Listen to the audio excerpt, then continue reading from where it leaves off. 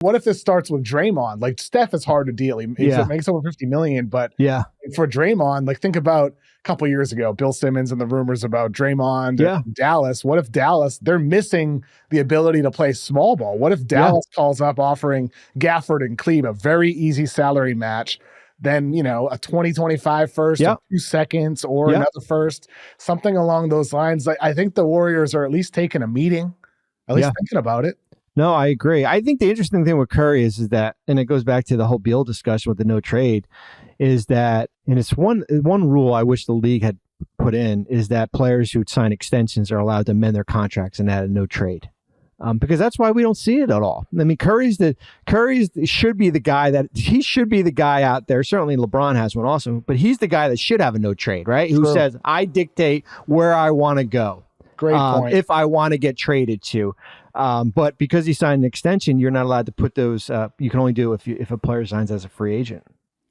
Yeah, that's a good point. And that would be the difficult thing. Like, if you're sending him somewhere that he doesn't actually want to go. Because Pierce and Garnett, I think he almost has like going to the net. He has like a de facto no trade. Yeah. but with Draymond, if you Draymond might be a different story.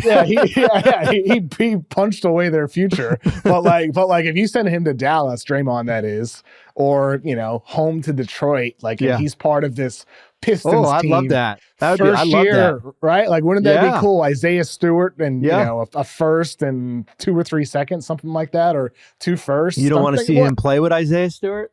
That would be super fun. Just an easy salary for the deal. But if it's Detroit, a homecoming story with an upstart Pistons playoff team, or it's Dallas and he goes down as the final piece, rejoining forces with Clay, either of those would be great fits for Steph. Like, there's it's just different. It's different with him. You need to send him somewhere where he'd want to be and where he has approval. So that's the tough part with him, man. But the Draymond stuff, I'd be intrigued if Detroit or Dallas, some team like that, did call up and make a strong offer to the Warriors. Like, you talk about getting under the luxury tax for them, like, maybe Draymond can be the piece that helps you get under the tax. Listen, I don't have I'm just throwing hypotheticals out here, but if I was a team, I would make a call. Why not? Why not? Mm-hmm. Why not? Hey, you smell blood in the water.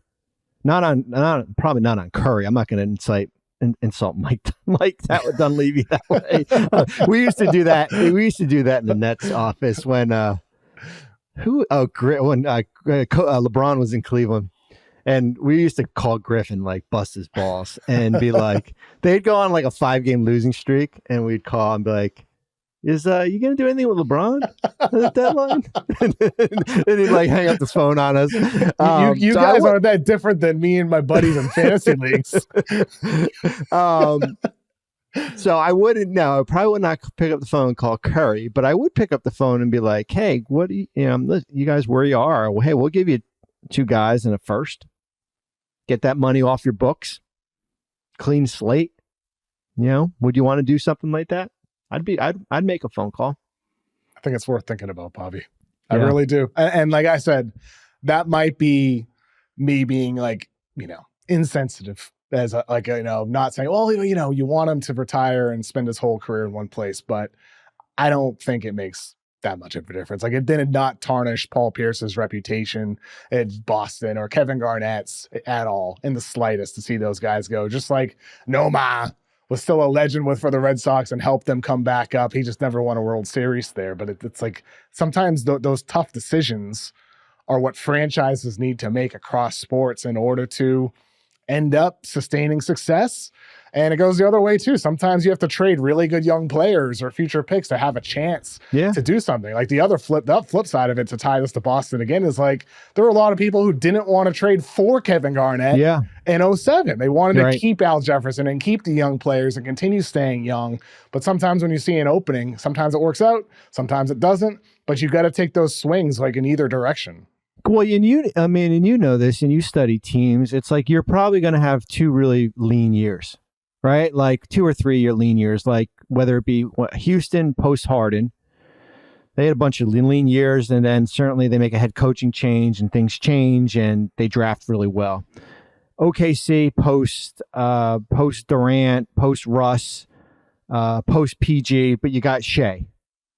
Like, you get one of those studs, like you get a stud in a trade and then some good draft picks, man, things turn around quickly, and nobody remembers. They'll remember the great years there, but now it's like, okay, we got this young fun group that's going to win 47 games, and we've got the 2 picks next year in the first round.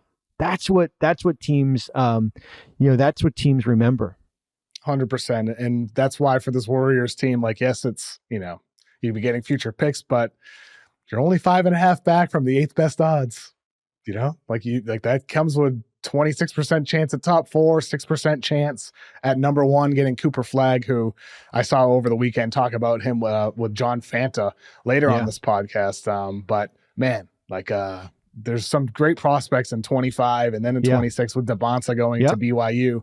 25 and 26 are pretty good years to be bad.